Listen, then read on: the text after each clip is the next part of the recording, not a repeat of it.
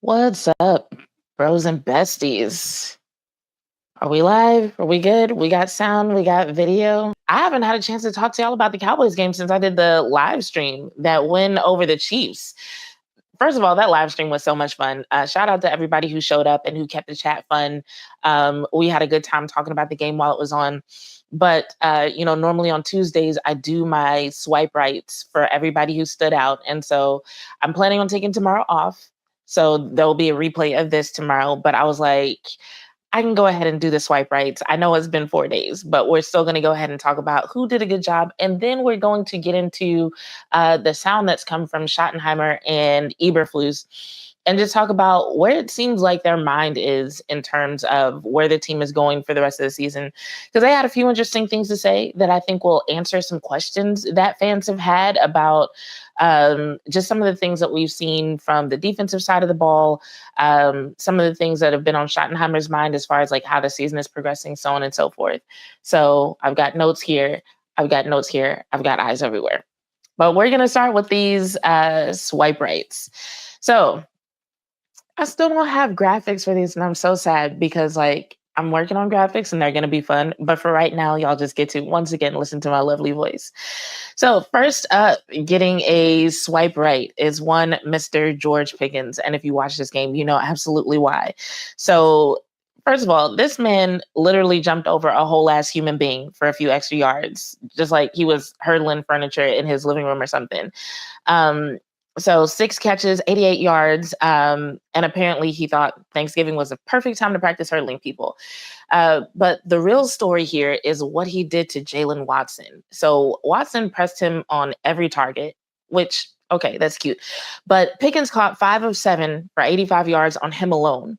That's the most yards allowed by a Chiefs defender to one receiver since 2018. And that's not just winning matchups. That's literally ruined. You ruined that man's Thanksgiving. um, and then later in the game, Watson apparently was so stressed out, he committed pass interference late because we know that George Pickens knows how to draw those. And at that point, what else are you supposed to do? Prayer alone was not getting it done for him. So I guess he resorted to getting a little bit more physical, and that did not work out. And George Pickens on these slants, oh my God. Five slant targets, 4 catches, 73 yards, the most by any receiver on slants in a single game this season. So when he breaks inside, he's sudden, he's strong, smooth at the same time. If you watch my reactions when we were watching him run routes, you know how I felt about George Pickens and his routes and his slants. I'm loving everything I'm seeing from him. And this game, he earned himself a swipe right. Next up for the swipe rights, we've got CeeDee Lamb, of course, gets a swipe right for having a comeback game. This was a full-blown bounce back performance by CeeDee Lamb. I loved it. So after the Eagles game, just catching everybody up, he had a lot of drops. It was definitely giving, I need to log out and reset. And that he did. And he came into this matchup ready to let everybody know that he is still him. And I love that for him. So for CeeDee Lamb, 7 catches on 9 targets for 112 yards and a touchdown. So that's how you're supposed to respond when everybody just spent a whole last week talking about your hands. But here's the part that really made the difference. It wasn't just the volume that he got, the catches and the yards. It was his actual impact on the game. So against Trent McDuffie, who is if we're being real, Trent McDuffie is not easy pickings. He's a legit technician, somebody you don't really easily get off against if you've been, watching him consistently. But CD caught 4 or 5 for 44 yards and a touchdown. Then he basically, wait, hold on. I'm reading my own notes. And then he got hit with a late game reminder with the deep shot for 51 yards. That was awesome. And then, here's what I really liked about what CD did. The DPIs, he had, that's in my other notes. I think it was 2 of them for 20 something yards, 2 for 23 yards. But what I liked about them was at least from my perspective, it looked like CD was intentional about drawing that contact. Because sometimes the contact just happens and receivers get lucky. But this was actually something we noticed with Pickens earlier in the season, was that he was able to really draw contact and make defenders regret getting physical with him. Because sometimes they get away with it, right? But when it comes to receivers, there are ways that they can position their bodies to make it a little bit more obvious and ensure that they get the DPI. Um, and from where I was sitting, from the angle that I was looking at, it looked like that's what CD was doing. So that was really cool to watch, that not only did CD bounce back in terms of making the catches, but he was also making an impact in terms of just getting the yards when they were coming for free. Um, and that's pretty dope, because my philosophy is, if a man is grabbing you like that, either y'all are dating or you're cooking him. So good job, CD. What else? So for CD, 4 of his catches, which was for 93 yards, and the touchdown, all came on throws that were 10 plus yards downfield and almost entirely against zone. So that means he wasn't just catching the ball, he was reading it, slicing it, exploiting it, all the things. And so this is what a wide receiver one looks like when he gets pissed off at his own performance and decides to fix it immediately. So this is a real redemption arc for him. So I love it. I hope it continues. Next swipe right goes to Dak Prescott. So Dak Prescott was basically flirting with chaos all night. So they blitzed him a lot, but he threw for 320 yards, 2 touchdowns, and just 1 interception. But the part that impressed me wasn't the box score. It was how he responded to them blitzing him.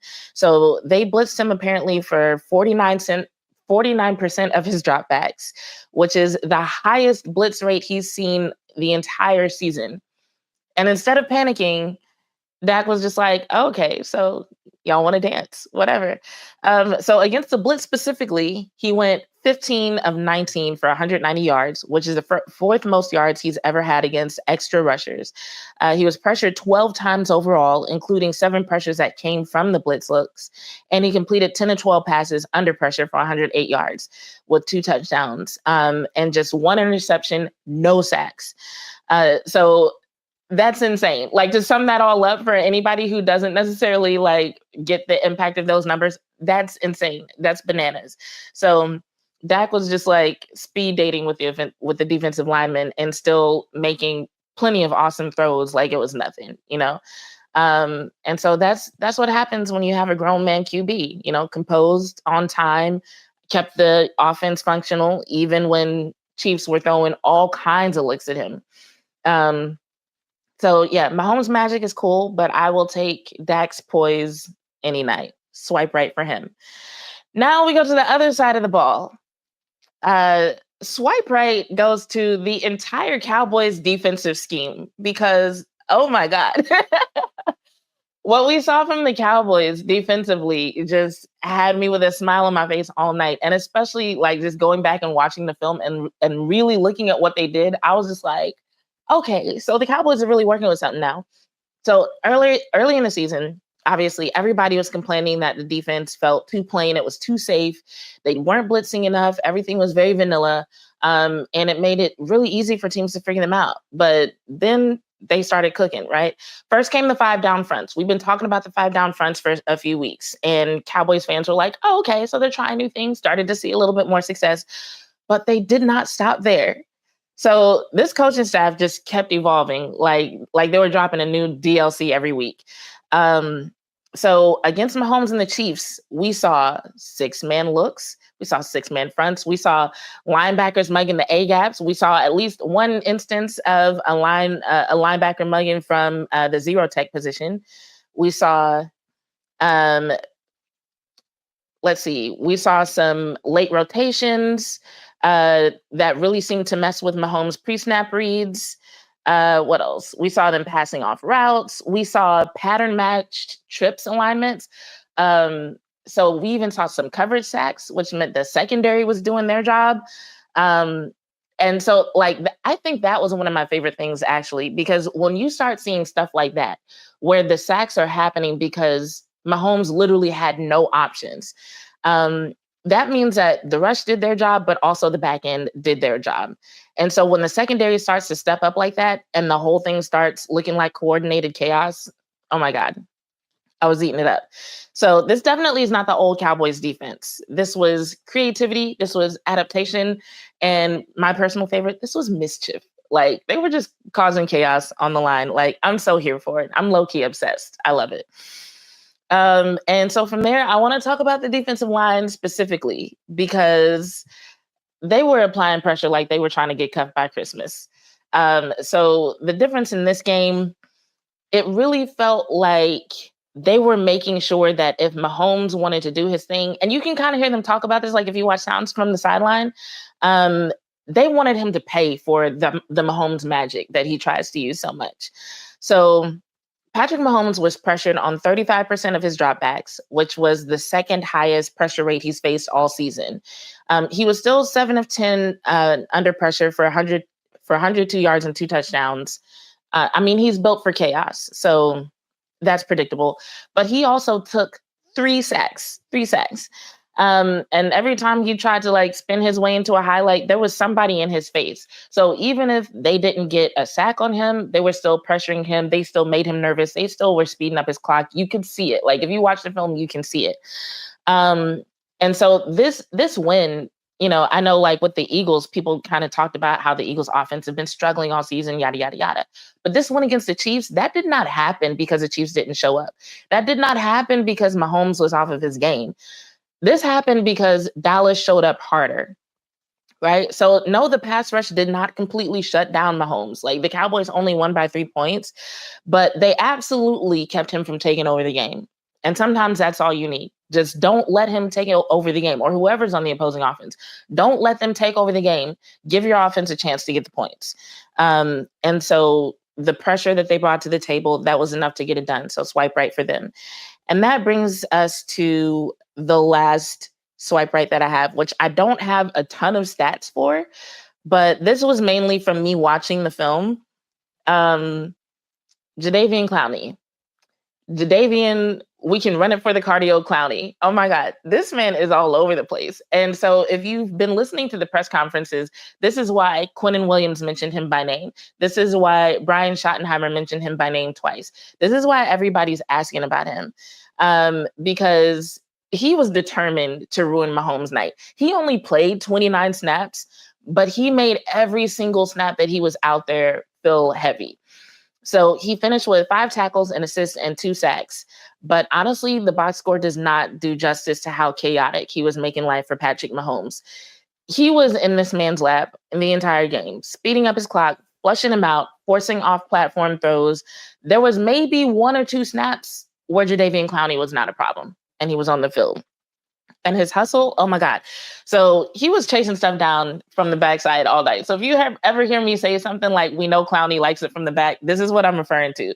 Backside pursuit all night. There were plays that went away from him and he was still running them down just to make a play, finding the right angles, looping behind the formation and running down dudes who running down the ball carriers. Oh my God. And even when the run, there were a couple of runs that went up the middle, and he still went all the way around the formation from the backside and made the tackle from behind. So we're talking high motor, we're talking disciplined pursuit, we're talking about him making it look easy the whole night as well. Well, no, sometimes, especially when he was chasing Mahomes down, it did not look easy, but he was killing it though. So he definitely gets a swipe right for that. And I'm trying to see if there's anything else about him that I didn't mention. Nothing right now. We're going to get into the specifics as we listen to some of the sound bites that I have for you guys from the coaches'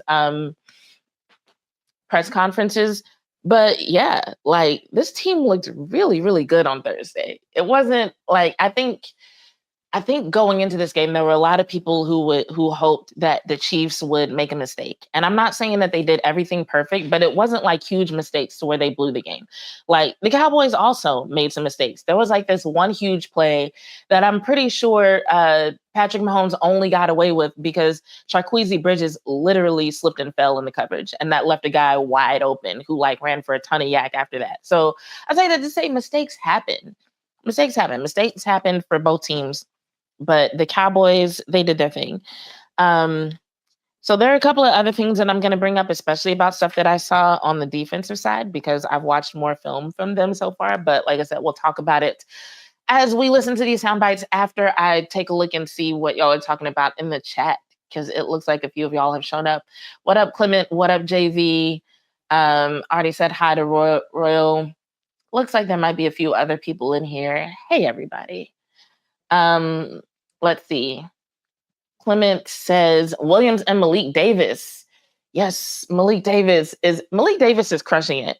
And so here's the thing that I'm going to talk about with Malik Davis again, because a lot of people are asking this question about the running back signing that happened today and the fact that Blue was benched again. So I will reiterate again. Malik Davis is an excellent complement to Javonte Williams specifically. He seems to really allow the offense to not have to make too many adjustments when they go from one running back to another, which is what you want, right? He's figured out how to run hard. He's figured out how to make his presence known. And I think the reason why he was waived previously was because he wasn't necessarily doing that. And now something has clicked. I don't know what exactly it is, but he does look like a different running back now that he's back with the team and he's been given these opportunities. And it's something that they actually asked Clayton Adams about in his press conference. I don't know if I wrote down the timestamp, so I don't know if I pull up the soundbite, but they did ask Clayton Adams about that touchdown by Malik Davis that happened during the game. And even Clayton Adams said that they didn't necessarily plan for that to become a touchdown. That was something, it was a play that they had tried earlier in the season. And then they decided to pull it back out, and just the blocking worked out, and Malik Davis did his part and did way more with it than they anticipated. So that wasn't like, oh, they were working their way down the field and, oh, let's give it to Malik to run it in. That was, we're going to give it to Malik.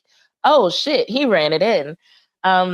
So he's really doing his thing. Still not getting a lot of carries, not getting a ton of carries, but when he does get the carries, he's making an impact. And I feel like that gives not only him and everybody else confidence, but just, when it comes to having to make those changes, it's like they know if he does have to take more carries, that's something that they can depend on him to do. Whatever they need to implement, they know he can handle it. You know what I'm saying? So, yeah, huge shout out to Malik Davis.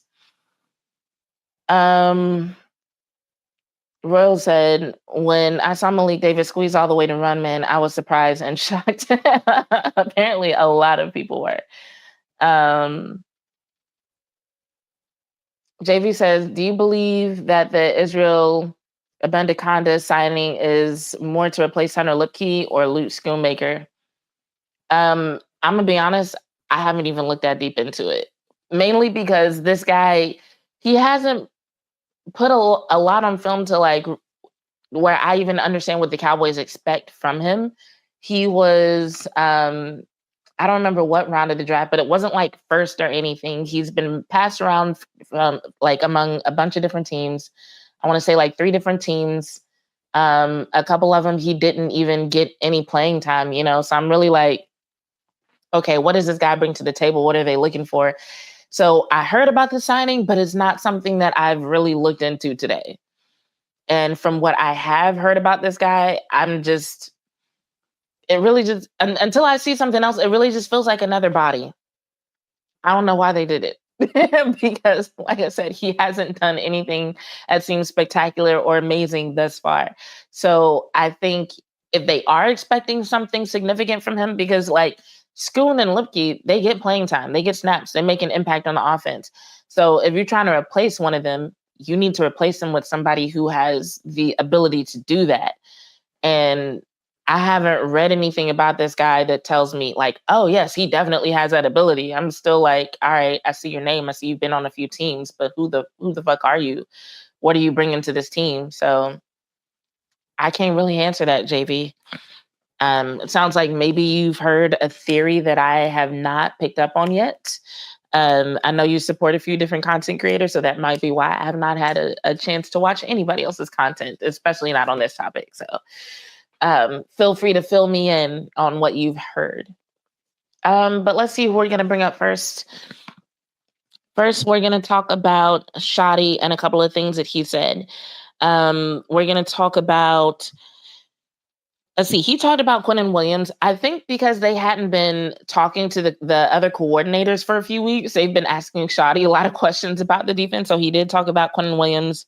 He talked about trusting the process, and he kind of gave us a little bit of insight on what their philosophy is when facing the Lions. So let me go ahead and bring that up, and we'll get into that.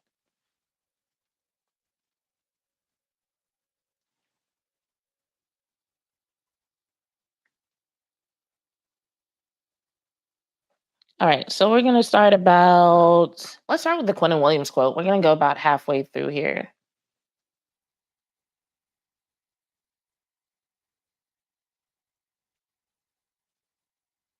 With the AP, Quentin Williams has told us at least once that one guy can't do it all in the context of the difference that he's made. The evidence is pretty overwhelming of the difference that he's made. What do you see in the difference in the 3 games since he's been here? I think it starts with just the way you have to game plan him. You know, we've done that quite a bit, Skylar, over the last couple of years. And I mean, you have to have a plan to neutralize him. Him one-on-one is a very, very tough assignment for really any interior offensive lineman. But I do think that he's exactly right. It's not just one guy. You know, I mean, we have Jadeveon Clowney's affecting the quarterback as much as anybody. You know what I'm saying? The coverage, you know, Revel is doing a great job of tying up receivers, which is, again, tighter coverage. So now the pass rush gets home. And I think what you hear Q say is real.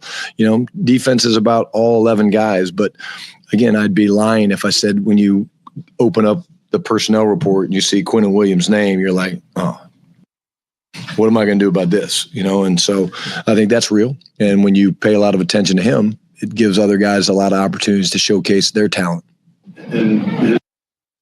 All right, so we're going to pause right there and talk a little bit about what he said there, because so Quentin Williams has said that a couple of times, because obviously the defense has been performing better since Quentin Williams showed up, but that is a situation where it's more about correlation than causation.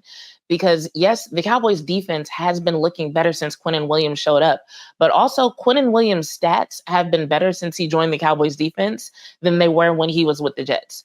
So that lets you know that relationship in terms of improvement is going both ways. And this was something I wrote an article about, so I don't have the stats off the top of my head, but like if anybody's interested, let me know. I'll pull up the link. But like, this isn't just like an observational thing. This is a statistical thing, showing that everybody's stats have improved, like especially Osa's, especially Quentin's, and especially the Cowboys defensive line in general. And so one of the things that I think has helped, and this is something that Quentin was even asked about in his recent interview, he talked about the fact that the Cowboys have an attack style. So like every week when we've been asking, like, is this actually an attack front? Now that Quentin Williams is here and they have the right guys in rotation, they are acting more like an attack front, acting more like what we would expect to see from an attack front, right? So that makes a difference. But another thing that's happened since Quentin Williams has gotten to the Cowboys, which is really where the timeline correlation comes in, has been the creativity with the defense. So like I said, they were already implementing the 5 down front situation before Quentin Williams got to the Cowboys. When Quentin Williams showed up, they were able to refine it a little bit in terms of the personnel that they wanted involved in the 5 down front and the rotation, right? So that was another improvement. And now we're seeing improvements to where not only are they doing the 5 down fronts or the 5-man fronts, but now we're seeing 6-man looks. There was one particular play, and I'm kind of glad that they only did this once because I want to see how this would look against a quarterback who's not Patrick Mahomes. But there was one particular play where they had a 6-man look. And wait, was this one of the 6-mans? I don't know. This actually might have been one of the 5-man, but it's an example of just some of the creativity that we're seeing from the defense. But it was Demo who was lined up at the zero tech position. So like they brought him down like a mugging linebacker, but instead of putting him in the A gap, he was lined up like right over the center. So then when the ball was snapped, you could kind of tell that Mahomes kind of hesitated because, you know, Demo did not engage the center, but he was literally there just to kind of like make Patrick Mahomes second guess. Meanwhile, he's got Mahomes had pressure closing in on both sides. And so the only way that he could get out was through one of the A gaps. And so there was those few seconds of hesitation where he was like, okay, which way do I go to where this fast ass dude in front of me won't be able to catch me? And so he did squeeze out and he did get some yards. But that's why I said, I'm like, I'd like to see what a look like that would do against a different quarterback, especially with, like, for example, the Lions. People have been talking about how the Lions have been, the offensive line has been having a little bit of trouble over these last few weeks, right? And how it's affected Jared Goff and his decision making and the plays that he can make. So it's like, what if they take that same thing and they do it against Lions? What's that going to look like? So yeah, the 6-man looks, the way they're mugging the linebackers, the late shifts and rotations, I think all of that together is contributing to the success of the Cowboys defense. And so, like, yes, the timeline of Quinnen Williams is helping. Quinnen Williams being there helping with the rotation, definitely a benefit. But is it like Quinnen Williams by himself making every single damn play? No. You can tell that even just from, like, Jadeveon Clowney. So, like, I think what Shadi is saying is true. Like, having to game plan for Quinnen Williams does help. His presence does help open up things for people like Osa and for people like Jadeveon Clowney, but it's still up to those guys to do their jobs. And it's still up to the staff to actually put the defense in the position to do a good job. So I think Shadi gave it.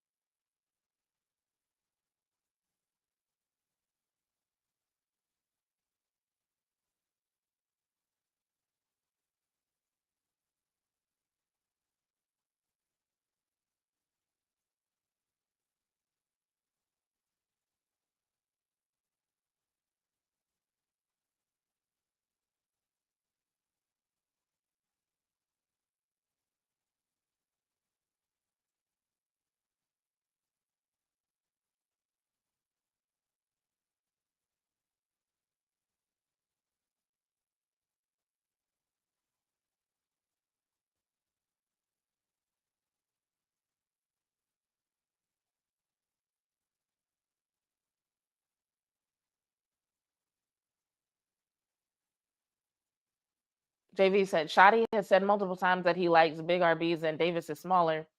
I mean, that may point to why Davis is still getting so few snaps despite the production. But I'm like, you can't deny the production. And maybe that's why he waived him initially. Maybe he's just like, Malik Davis isn't really giving what he should give to the position. Plus, he's smaller. Like, get him out of here. And then Davis came back and, like, was like, let me show you that it's not the size that matters. It's not the size of a running back. It's how they attack the gap. Um, JV said, having said that, I wouldn't like anyone who doesn't pass protect properly. Yeah, I feel like that's pretty much a standard with the Cowboys now. Like, you got to be able to pass protect. As a matter of fact, that was something that I think Javonte Williams was actually talking about in his interview it was either today or yesterday, but they were asking him about his pass protection ability. And he said he got better at it because he didn't want to get yelled at. So, a fun interview to watch on the Cowboys YouTube channel. All right, so the next thing that we're going to look at is when Shadi talks about trusting the process.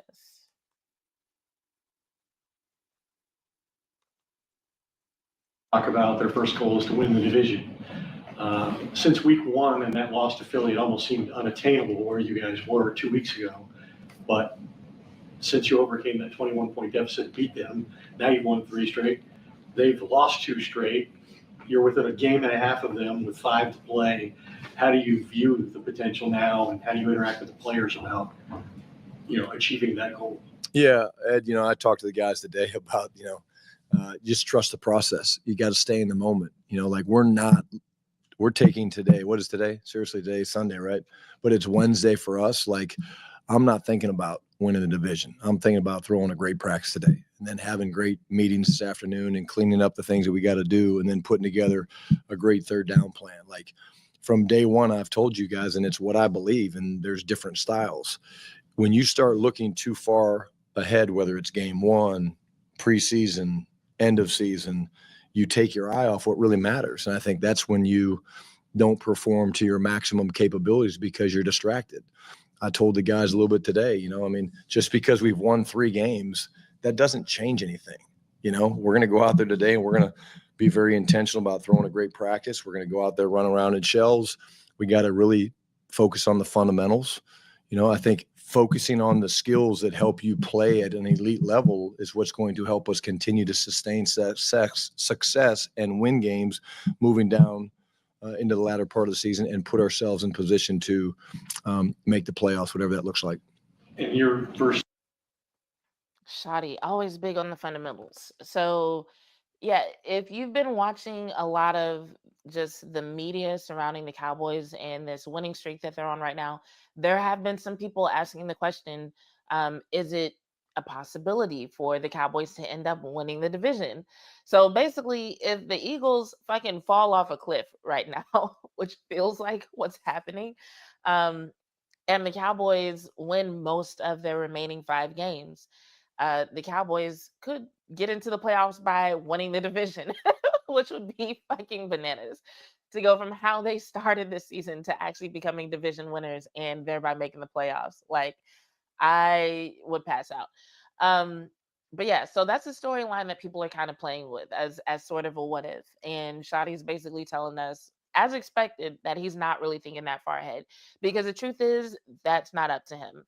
The Cowboys need to do everything that they can do to win the remaining 5 games, all of them. But in order for that scenario to come into play, like, yes, the Eagles would have to lose. Like, they would have to go from being in a rough patch that they're in right now to just, like I said, falling off a cliff. Because I think, hold on, let me see if I can pull it up. The NFC standings. I was hoping I already had it up on the screen.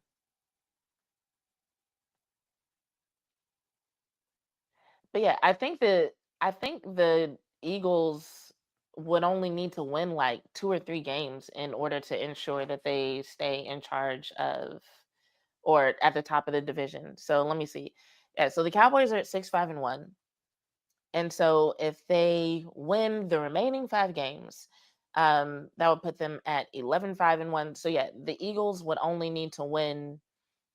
Oh, well, damn. The Eagles would have to win at least 4 of the next 5 in order to keep that from happening. If the Cowboys went out, if the Cowboys went out, if the Cowboys don't win out, that equation changes a little bit. So basically, whatever number the Cowboys win, the Eagles have to win one less than that in order to make sure that they stay at the top of the division.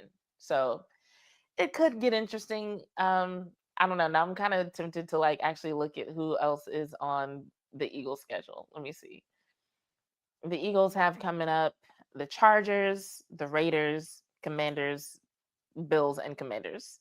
So yeah, if they don't win most of those, they've definitely fallen off a cliff. Can you imagine the chaos that would ensue if the Eagles somehow lost to the Commanders twice?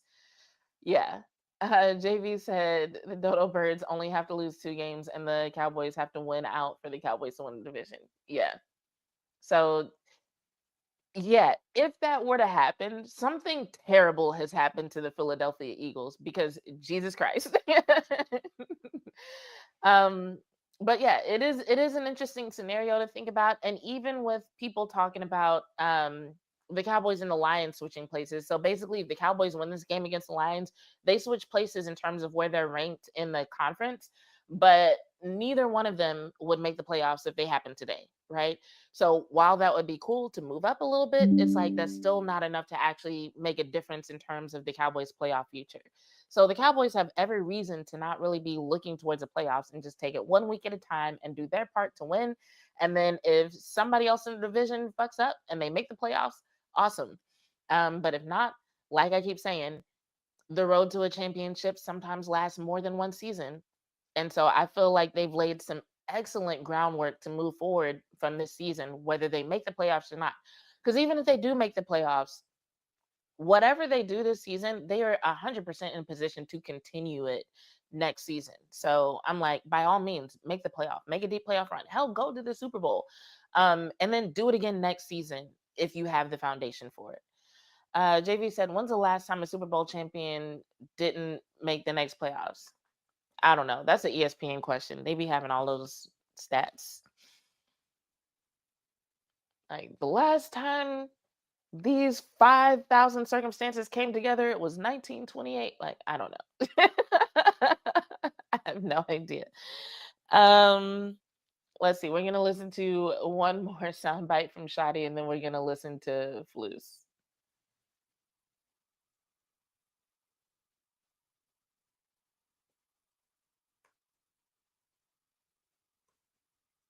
Oh, I saw that from him last week, which is a great step for a young player. Brian, I'll lead the one TLS Cowboys. Just looking at the Lions, they're a very aggressive team. We know Dan Campbell goes for a lot of fourth down, single and trick plays, things like that. Just how do you prepare really for a team that is really built so much off being aggressive on fourth downs? Yeah, it's a preparation thing. Third down is really second down. And that's the way you have to look at it. So when you're calling a defense and you're Flus, you have to understand, let's say it's 3rd and 7 or 8, whereas in the league, it's probably in most situations, I know probably for myself, it's pretty heavy pass. But with a guy like that that's willing to go for it on fourth down, you got to be ready for different things, maybe a perimeter screen, maybe a run, a trap, something like that. But I think part of it is the preparation. You normally carry a few extra calls on third down that can carry into fourth down because you know that there's going to be situations like that. And then in terms of the trick plays, trick plays are really cool when they work. But what stops trick plays is having great eyes and great communication on defense. And, we're both in situations where this is an important game and we want to play well. And I think that you should expect the unexpected. Expect the unexpected indeed. So I really like the fact that he mentioned having great eyes and making decisions on defense when he talks about facing the Lions, because one, that's going to be necessary because yes, they go for it on fourth down. Yes, they have trick plays. Yes, they have a phenomenal ass running back in Jahmyr Gibbs, right? So all those are things that the Cowboys defense is going to have to account for that I think a few weeks ago were really scary for a lot of people watching the Cowboys. And you can kind of tell, like, if you go to anybody who was doing predictive content a few weeks ago and was looking ahead at the schedule, a lot of people were looking at the Lions game as one that they didn't expect the Cowboys to win, right? And now a lot of people are looking at it as like, you know what?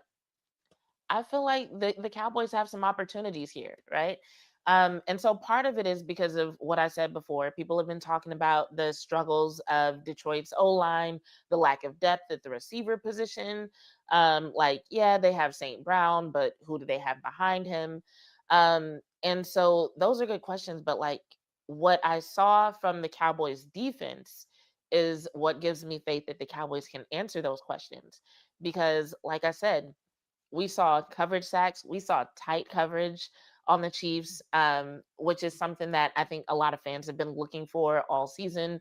Like I was impressed by the Cowboys coverage, not because they did something that was like truly groundbreaking, but because they were doing things that made sense that played to the strengths of the players. Like there was at least one snap where the Chiefs came out. They had 3 receivers on one side of the formation in trips. They were set up in a triangle formation. And it's like the Cowboys were like, oh, we can make triangles too. And that's like one of the things you see a lot of times when offenses are set up in trips. Like for some reason that will like really trip up a defense, no pun intended. But it was like the Cowboys instantly had an answer that didn't require them to think a lot. They could react more than they had to think. Awesome. There was another play. The Chiefs came out in fucking 32 personnel, this tight, compact formation that had 2 tight ends on each side and then 3 running backs, or at least 3 people. I don't remember if they were all like running backs by position, but Mahomes had three dudes in the backfield with him, right? So this tight formation that you're kind of like, well, what are they going to do here? So what did the Cowboys do? That was one of the times that they set up in a 5-man front. I think we saw Malik Hooker at first was on the line of scrimmage, then went to the second level with the linebackers. And so like it was very quick communication. There was a couple of shifts, a couple of rotations, but it was a 4th and 1. So technically Kansas City won that rep because they did end up converting, but they set up in this weird ass formation that you almost never see. And it looked like something where an offense would get ready to do some sort of power run thing, right? But Mahomes being Mahomes, he throws a pass out of this formation. So I'm looking at it, I'm just like, I don't even know if they prepared for that. Like, what the fuck is this even? And so the fact that they only got 4 yards from it, I'm like, I feel like the Cowboys defense from a few weeks ago, that would have been a fucking disaster. So the fact that the Chiefs got 4 yards from that, they converted on 4th and 1, is kind of like, heh, it's whatever. Like, technically a win for the Chiefs, but to see how the Cowboys thought that through on the fly, that they had a good option ready on the fly. Stuff like that is what gives me confidence in this defense now to say, like, yeah, when it comes to coverage, when it comes to the trick plays, will they get everything perfectly right and completely shut this offense down? Like, no, the Lions are going to get yards. They're going to convert sometimes. It's going to happen. But for the most part, do I trust the Cowboys defense now to win more battles than they lose, or to at least prevent, miscommunications, or, just misalignments or something that they didn't catch? Can they prevent that from turning into a disaster? Yeah, I absolutely trust them to do that. Um, so yeah, I'm glad that Shadi pointed that out. The fact that the eyes are getting better, that the communication is getting better, because they've been talking about the linebackers in their eyes and the defense in their eyes like all fucking season. So it's good to see that finally coming together. Clement said St. Brown is questionable for Thursday. Ooh, didn't practice today according to reports. I can't see him not making this game. They need this game too much. The Lions need this game almost as much as the Cowboys do. If he don't make it, that would be wild. The Lions, there's an icon on my phone that is in the way of me reading your whole message, Clement. The Lions have injuries on both the O-line and secondary. Yes. The Lions in general aren't looking too good in the trenches. They've got a lot of injuries all over the place. Like, it's not looking too good for them. JV said the Lions had injury issues on the O-line, and the Cowboys don't have major issues with the D-line. Exactly. It's a mismatch for sure. And if you watch Sounds from the Sideline, you hear Quinnen Williams like, man, I missed so many sacks. So I feel like he's going to be trying to make up for that on Thursday, and I'm looking forward to it because I would love to watch some Quinnen Williams sacks. After the Lions, we have Vikings, Chargers, Commanders, and Giants to close out the season. All winnable games, 100%. And that's kind of my point about the predictive content from a few weeks ago. Like, a few weeks ago, I know for a fact, I heard people say, like, oh, Vikings and Chargers, I don't know if the Cowboys can win those. And now it just really feels like, yeah, they can. But it goes back to what a lot of us have been saying all season, when we were like, if the defense could just go from being last in the league to being decent, this team would look totally different. The record would look totally different. And I would say right now, because of the things that they've been implementing, they actually look better than decent. And there's so much synergy going on with the defensive unit. And by that, I mean, there's so many people who look better just because the unit as a whole is looking better. Like, even Kenneth Murray has been looking better. And y'all know y'all couldn't stand Kenneth Murray in the first few weeks of the season. Motherfuckers was talking so bad about Kenneth Murray. But even he's looking better, just like being next to Logan Wilson, being next to Demo. Like, so many people are looking way better than they did for like the first 6 weeks of the season. So yeah, I'm excited. All right, so now we're gonna look at Flus and some of the things that he said. What did I want to listen to from him? A few minutes into his press conference, he kind of talked about what he felt was some of the most important elements of his defense. So I'm gonna let him talk about his defense in his own words.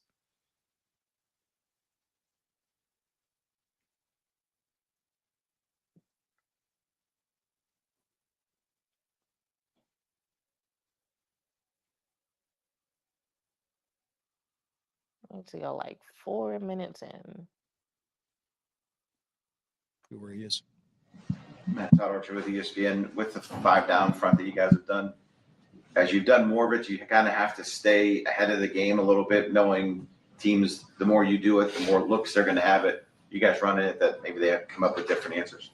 Yeah, you have to give different looks, different coverage variations. That's always important with the scheme that you're doing, and but having those guys in there is a big part of it. When you have guys in there, you put one more guy down to the pass rush. So you get 5 guys going, or you got 4, or whatever, 3, depending on how you're gonna configure it each week. But it's important that you keep changing and adjusting, tweak it here and there.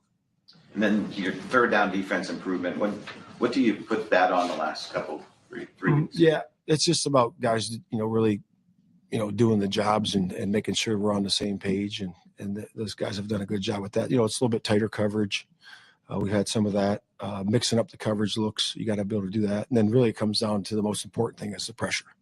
If it's 4-man, 5-man, or if we're sending a guy off the ball, whatever that might be, that's been really good. We got a lot of good hits on the quarterback, pressure on the quarterback, collapse in the pocket, making them feel it from the middle, from the outside. And I think that's always a big part of it. And the first job you got to have in pass defense or in situational defense.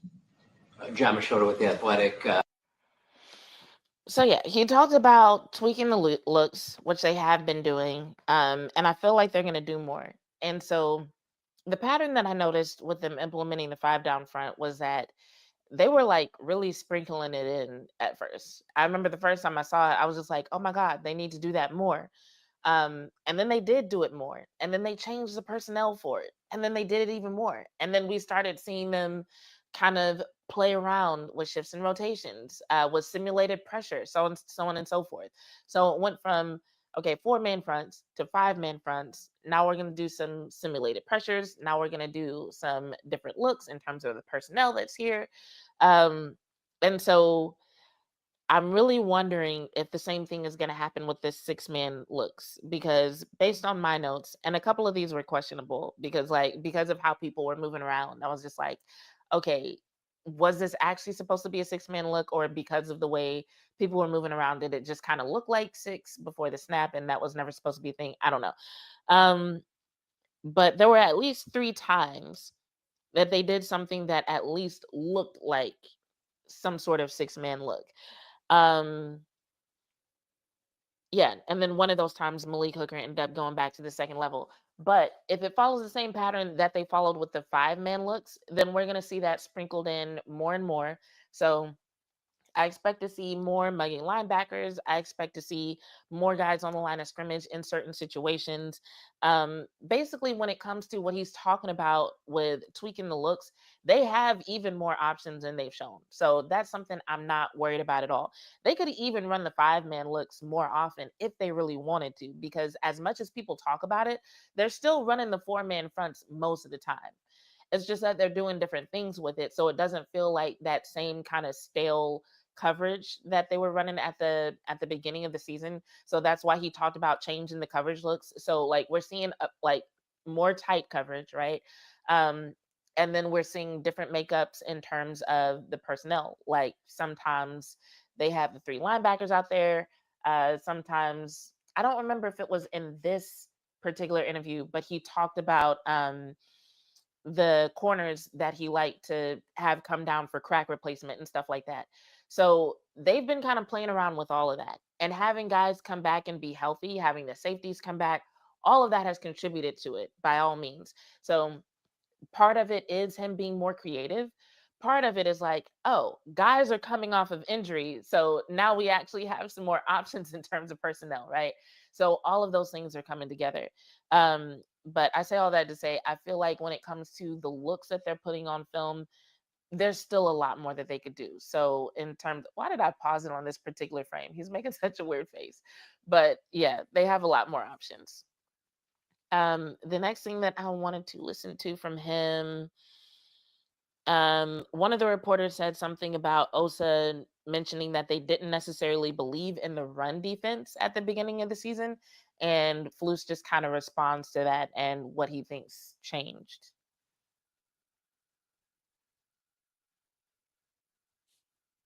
And he'll keep improving. Tommy Arsh, DallasCowboys.com, also was saying after the Kansas City game that at the start of the year he didn't necessarily believe or accept what you guys were showing on film in run defense. Did you notice that as well? Feel that Who way? says? Okay. Did you notice that as well? Feel that way?